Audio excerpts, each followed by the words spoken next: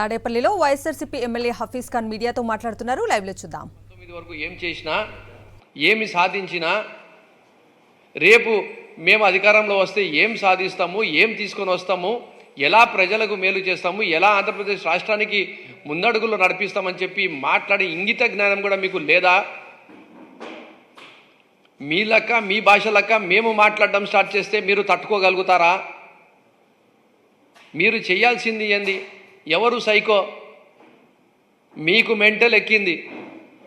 మా దగ్గర నుంచి పోయిన క్యాండిడేట్ని వరప్రసాద్ గారిని బీజేపీ పార్టీ టికెట్ ఇప్పించి నిలబడి బీజేపీని ఓడగొట్టండి అని చెప్పి చెప్తున్నారు. ఎవరికి మెంటల్ ఎక్కింది? మరి ఎవరు సైకో? ఎవరు పిచ్చి పిచ్చిగా మాట్లాడుతున్నారు? కరోనాకు నేనే తెచ్చినా అని చెప్పిన మనిషి ఎవరు? సైకిల్ పోవాలి అని చెప్పిన మనిషి ఎవరు? మైండ్ ఎవరికి దొబ్బింది? ఎవరు సైకో? నువ్వు మెంటల్ అయిపోయినావు, నువ్వు గెలవలేకపోతున్నావు. మీ ఆఫీస్లోనే 147 నియోజకవర్గాల్లో వెనకంజా ఉన్నాము అని చెప్పి లబోదిబో కొట్టుకునే పరిస్థితి ఈరోజు మీకుంది. దానికోసమే కదా మీరు హత్య రాజకీయాలు చేయాలి, రెచ్చగొట్టేటట్టు మాట్లాడాలి అని చెప్పి గత 6-8 నెలల నుంచి చేస్తున్నారు. ఆ రోజు కూడా చాలా ఓపికతో ఉన్నాం. ఈరోజు కూడా మా నాయకులు కార్యకర్తలకు కాళ్ళు పట్టుకొని చేతులు పట్టుకొని లేదు, మనం వాళ్ళు రెచ్చగొట్టే విధంగా మనం కూడా ఆ రకంగా మనం వెళ్ళకూడదు, మనం ప్రజల మనసు గెలవాలని చెప్పి మన పార్టీ వాళ్ళకు దిశానిర్దేశం చేస్తుంది. మేము కూడా మీలాంటి భాష మాట్లాడితే, మేము కూడా మీ లెక్క చేస్తే మీరు అసలు తెలుగుదేశం పార్టీ వాళ్ళు కానీ పవన్ కళ్యాణ్ కానీ ఎక్కడైనా అసలు తిరగగలుగుతారా? మీరు ఈరోజు మీరు మాకు తిట్టడం, మేము మీకు తిట్టడం అనేది సబ్జెక్ట్ కాదు కదా. ఆంధ్రప్రదేశ్ రాష్ట్రానికి మీరు ఎలా మేలు చేస్తారు, మేము ఎలా మేలు చేస్తాం, ఆంధ్రప్రదేశ్ రాష్ట్ర ప్రజలకి మీరు ఏం చేస్తారు, మేమేం చేస్తాం, ఇది కదా సబ్జెక్టు. ఈ సబ్జెక్ట్ గురించి మాట్లాడండి అంటే ఏదేదో పిచ్చి పిచ్చి మాటలు మాట్లాడతారు మీరు. ఇన్ని రోజులు బీజేపీకి తిట్టింది మీరు, నరేంద్ర మోడీ గారికి తిట్టింది మీరు, ఈరోజు బీజేపీకి పొగుడుతున్నారు. పవన్ కళ్యాణ్ని తిట్టింది మీరు, ఈరోజు మీరు పవన్ కళ్యాణ్ని పొగుడుతున్నారు. సో ఎవరు సంసారం చేస్తున్నారు? సంసారం చేయాల్సిన అవసరం ఎవరికి పడుతుంది? ఎవరికి ఈరోజు ప్రజలు నమ్మడం లేదు. చంద్రబాబు నాయుడు ఫోటో చూపిస్తే మాత్రం ఖచ్చితంగా ఓటు పడదు అని చెప్పి చేసిన తర్వాతనే కదా పవన్ కళ్యాణ్ని కూడా తీసుకొని రావాలని చెప్పి మీరు ఆలోచించింది.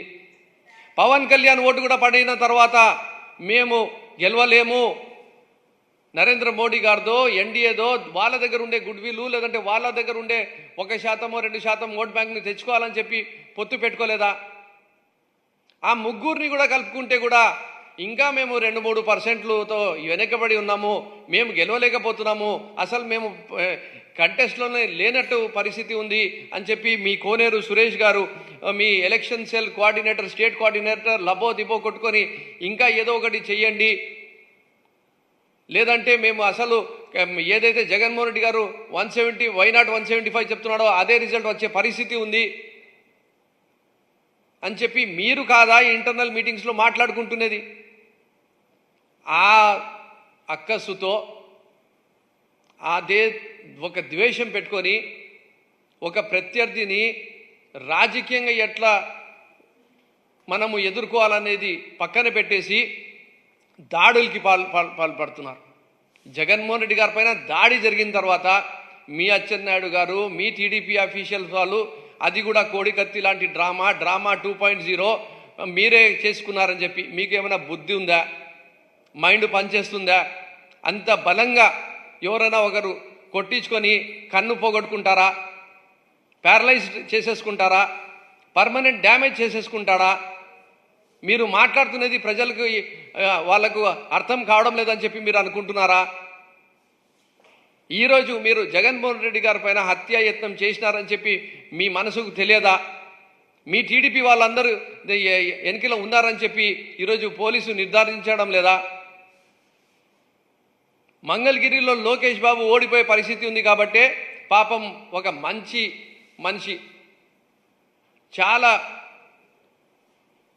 ఒక సమాజానికి మేలు చేయాలని చెప్పి అనుకున్న మనిషి వెంకటరెడ్డి గారిని చంపిన హంతకులు తెలుగుదేశం పార్టీ వాళ్ళు, నారా లోకేష్ గారు కాదా అని చెప్పి నేను ఈరోజు సూటిగా అడుగుతున్నా. ఎంత విద్వేషాల్ని రెచ్చగొట్టే విధంగా మీరు చేస్తున్నారు రాజకీయం, హత్య రాజకీయాలు చేస్తున్నారు. అసలు ఈ ఆంధ్రప్రదేశ్ రాష్ట్రాన్ని ఏం మార్చాలని చెప్పి అనుకుంటున్నారు? మీ దగ్గర జనాలు కొంతమంది కనపడితే మైకు వస్తే ఊగిపోయి మాట్లాడి ఎట్లా అంటే అట్లా రెచ్చగొట్టి ప్రజల జీవితాలతో మీరు వాళ్ళ జీవితాల్ని నాశనం చేసే విధంగా మాట్లాడుతున్నారు. బాధ్యత రహితంగా మాట్లాడుతున్నారు. ఎవరోయా సైకో ఉంటే పేద వర్గాలకు బీద వర్గాలకు వాళ్ళకు ఇంగ్లీష్ మీడియం చదివిస్తాడా? వాళ్ళకు స్కూల్స్ మేలు చేస్తాడా? ఈరోజు ప్రైవేట్ స్కూల్స్ కన్నా మెరుగైన స్కూల్స్ ఇస్తాడా? ఇంతకుముందు కేరళ మోడలు ఢిల్లీ మోడల్ నడిస్తే ఈరోజు భారతదేశంలో ఏపీ మోడల్ నడిపించే విధంగా ఈరోజు భారతదేశం అంతా చర్చించుకునే విధంగా చేస్తున్న మనిషి సైకో అవుతాడా? మీరయ్యా సైకో. ఇన్ని రోజు బడుగు బలహీన వర్గాల్ని పేద వర్గాల్ని అనగదొక్కింది మీరు, దానికోసం మీరు సైకో. ఈరోజు పేదవానికి అప్పుల పాలు కాకుండా స్టార్ హాస్పిటల్లో హైదరాబాద్లో, చెన్నైలో, బెంగళూరులో, ఆంధ్రప్రదేశ్ రాష్ట్రంలో ఉండే అన్ని సూపర్ స్పెషాలిటీ హాస్పిటల్స్లో ఆరోగ్యశ్రీతో ఆదుకుంటున్న మనిషి సైకో అవుతాడా? ఎవరు సైకో? మీరు సైకో. ఈరోజు మేము మాట్లాడలేమనుకుంటున్నారా మీరు? అదేవిధంగా ఈరోజు ఆర్బీకే కేంద్రాలు పెట్టిన మనిషి, విలేజ్ క్లినిక్ పెట్టిన మనిషి, సచివాలయం వ్యవస్థ పెట్టిన మనిషి, వాలంటీర్ వ్యవస్థ పెట్టిన మనిషి, లంచాలు లేని వ్యవస్థ తీసుకొని వచ్చిన మనిషి, విపక్షాలు లేని వ్యవస్థ తయారు చేసిన మనిషి, కులం చూడము, పార్టీ చూడము, మతం చూడము, ప్రాంతం చూడము అని చెప్పి ప్రతి ఒక్కరికి పేదవాని లెక్కనే చూస్తాను, మీరు నాకు ఓటు వేయకపోయినా పర్వాలేదు, మీరు బాగుంటే చాలు అని చెప్పి మంచి సంక్షేమం అందించిన మనిషి సైకో అవుతాడా? ఏం మాట్లాడుతున్నారు మీరు? ఈరోజు ఒకవైపు నిజంగా మీరు విజనరీ. ఏ దాంట్లో విజనరీ? ఎక్కడ విజనరీ? చెప్పండి. దీనిలన్నిటిపైన చర్చిస్తాం. మీరు విజనరీ అయితే చెప్పండి, మేము అన్నిటిపైన చర్చించడానికి సిద్ధంగా ఉన్నాం. మీకు 5 సంవత్సరాలు ఇచ్చినారు కదా, ఒక్క సంక్షేమ పథకం చూపించండి మీరు. ఇది నేను చేసిన బాబు మార్క్ సంక్షేమ పథకం అని చెప్పి, బాబు మార్క్ డెవలప్మెంట్ అని చెప్పి చూపించండి. ఈరోజు మెడికల్ కాలేజెస్ కట్టుకునేది జగన్మోహన్ రెడ్డి గారు, ఈరోజు పోర్ట్స్ కట్టుకునేది జగన్మోహన్ రెడ్డి గారు, ఫిషింగ్ హార్బర్స్ కట్టుకునేది జగన్మోహన్ రెడ్డి గారు, పోర్ట్ బేస్డ్ ఇండస్ట్రియల్ సిటీస్ని కట్టే విధంగా అడుగులు వేస్తున్నది జగన్మోహన్ రెడ్డి గారు. ఈరోజు ఎంప్లాయ్మెంట్ని క్రియేట్ చేస్తున్నది జగన్మోహన్ రెడ్డి గారు. ఆంధ్రప్రదేశ్ రాష్ట్రంలో ఆస్తులని కడుతున్నది పెంచుతున్నది జగన్మోహన్ రెడ్డి గారు. ఈరోజు జీడిపి కానీ జిఎస్డిపి కానీ పెంచే విధంగా పనిచేసింది 5 సంవత్సరాల్లో జగన్మోహన్ రెడ్డి గారు. ఈరోజు ఆంధ్రప్రదేశ్ రాష్ట్ర ఎకానమీని సస్టైనబుల్ ఎకానమీ లెక్క చేయాలని చెప్పి అడుగులు వేస్తున్నది జగన్మోహన్ రెడ్డి గారు. ఈ 5 సంవత్సరాల్లో 69,000 కోట్ల రూపాయలతో బిగ్ ఇండస్ట్రీస్కి తెచ్చిన మనిషి జగన్మోహన్ రెడ్డి గారు. దాదాపు 90,000 మందికి డైరెక్ట్ ఎంప్లాయ్మెంట్ తీసుకొని వచ్చిన మనిషి జగన్మోహన్ రెడ్డి గారు. ఇలాంటి మనిషికి మీరు సైకో అంటారా? ఎవరు సైకో? మీరు సైకో. ఎందుకంటే జన్మభూమి కమిటీల నుంచి మీ వరకు మొత్తం కరప్షన్లో పడిపోయినారు మీరు. 5 సంవత్సరాలు పేద ప్రజల గురించి కానీ ఆంధ్రప్రదేశ్ రాష్ట్రం గురించి కానీ ఆలోచించలేదు మీరు. ఈరోజు నిజంగా చెప్పాలంటే ఫిషింగ్ హార్బర్స్ కట్టి, ఫిష్ ల్యాండింగ్ సెంటర్స్ని కట్టి లోకల్ ఎకానమీని, లోకల్ జాబ్ క్రియేషన్ చేస్తున్న మనిషి జగన్మోహన్ రెడ్డి గారు. ఈరోజు ఆస్తులు పెంచుతున్న మనిషి జగన్మోహన్ రెడ్డి గారు. ఈరోజు హైదరాబాద్ బెంగళూరు ఇండస్ట్రియల్ కారిడార్ని తీసుకొని వచ్చిన మనిషి జగన్మోహన్ రెడ్డి గారు. చంద్రబాబు నాయుడు గారు, మీకే చెప్తున్నా, ఇవన్నీ చేసింది జగన్మోహన్ రెడ్డి గారే. దీనిపైన మీకు చర్చకు సిద్ధమా మీరు? హైదరాబాద్ బెంగళూరు ఇండస్ట్రియల్ కారిడార్ తెచ్చి ఓర్వకల్ నోడ్ని ఇండస్ట్రియల్ హబ్గా ఈరోజు సెంట్రల్ గవర్నమెంట్తో తెచ్చుకున్న పర్మిషన్లు తీసుకొని రావడం జరిగింది. మీరు ఎందుకు చేయలేకపోయినారు? మరి వెనుకబడిన రాయలసీమ ప్రాంతంలో అక్కడ మ్యానుఫ్యాక్చరింగ్ ఇండస్ట్రీస్ కానీ, డిఫెన్స్ ఇండస్ట్రీస్ కానీ, ఫార్మా ఇండస్ట్రీస్ కానీ వచ్చే విధంగా ఓర్వకల్ నుండి ఎందుకు డెవలప్ చేయలేకపోయినారు? ఎందుకు మీరు హైదరాబాద్ బెంగళూరు ఇండస్ట్రియల్ కారిడార్ తేలేకపోయినారు? ఎందుకు ఉద్యోగాలు క్రియేట్ చేయాలని చెప్పి మీరు అడుగులు వేయలేకపోయినారు? ఈరోజు ఫార్మా పార్క్ ఉండని, అలాగే ఎంఎస్ఎంఈస్లో అయితే దాదాపు 27,000 కోట్ల రూపాయలతో ఈరోజు పెట్టుబడులు వచ్చాయి. దాదాపు 20 లక్షల ఉద్యోగాలు మనం సృష్టించగలిగినాం. ఐటీ రంగంలో విప్రోని, ఇన్ఫోసిస్ని తీసుకొని వచ్చి దాదాపు 130 పైన కంపెనీస్ వచ్చి ఈరోజు 24,000 జాబ్లని ఇన్ఫర్మేషన్ టెక్నాలజీ సెక్టర్లో క్రియేట్ చేసిన మనిషి జగన్మోహన్ రెడ్డి గారు. మీరు ఇలాంటి మనిషికి సైకో అని చెప్తారా? వేలాది మంది, లక్షలాది మంది, కోట్లాది మంది కోసము ఆయన ఉండడము ముఖ్యమంత్రి అవసరం అని చెప్పి అనుకుంటున్న వాళ్ళు ఈరోజు ఆంధ్రప్రదేశ్ రాష్ట్ర ప్రజలు. ఎలక్ట్రానిక్స్ రంగంలోనే 6,600 కోట్ల రూపాయలు ఈరోజు తీసుకొని వచ్చి దాదాపు 23,000 మందికి జాబ్స్ ఇప్పించినారు. ఇవన్నీ మీరు చూడలేక ఒకవైపు సంక్షేమము, ఒకవైపు పరిపాలన, ఒకవైపు ఇండస్ట్రియల్ రెవల్యూషను,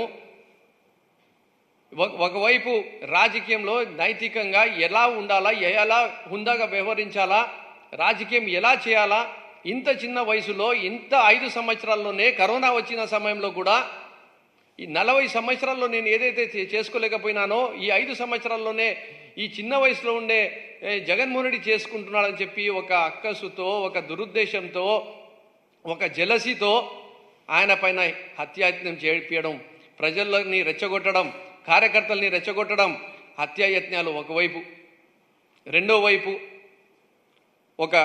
ప్రతి ఒక్క కులానికి, మతానికి చిచ్చులు పెట్టే విధంగా చేయించడం. బీజేపీ పార్టీతో ఈరోజు మీరున్నారు. ఈరోజు స్టీల్ ప్లాంట్ని కాపాడడానికి ఏమైనా మాట్లాడుతున్నారా? ప్రత్యేక హోదాని తీసుకుని రావడం అని చెప్పి ఏమైనా మాట్లాడుతున్నారా? ఆంధ్రప్రదేశ్ రాష్ట్రానికి ఎలా మేలు చేస్తామని చెప్పి ఏమైనా మాట్లాడుతున్నారా? దీనిపైన చర్చ జరగాలి కదా, దీనిపైన కదా మీరు మాట్లాడాల్సింది. కానీ మీరేం చెప్తున్నారు? కోనేరు సురేష్ గారు వచ్చి ఏమంటారు? మేము ఓడిపోతున్నాం, 147 నియోజకవర్గాల్లో మాకు దిక్కు లేదు, ఏదో ఒకటి చేయండి, మీ సూపర్ 6 ఎక్కడంలా జనాలకి, మీరు చెప్తున్న మాటల్ని జనాలు నమ్మడం లేదు, అన్ని పార్టీల్ని కలుపుకున్నా మేము ఈరోజు ఓడిపోయే పరిస్థితిలో ఉన్నాం. దానికోసం దానికి తెరలేపారు. ఎన్ఆర్ఐ వింగ్ని దింపినారు. అమెరికాలో ఉండే, యూరోప్లో ఉండే ఎన్ఆర్ఐలని దింపి ఈరోజు నోటుతో రాజకీయం చేయాలని చెప్పి తెరలేపారు. ఎంత దుర్మార్గం ఇది! చదువుకున్న వాళ్ళు ఎన్ఆర్ఐసు మార్పు తీసుకొని రావాలంటే మేనిఫెస్టో పరంగా పోవాలి, ప్రజల మనసు గెలిచే విధంగా పోవాలి, కానీ వాళ్ళని కూడా తప్పుదోవ పట్టించి టీడీపీ హత్య రాజకీయాలు చేస్తుందంటూ ఎమ్మెల్యే హఫీజ్ ఖాన్ మీడియాతో మాట్లాడటాన్ని ఇప్పటివరకు లైవ్లో చూసాం.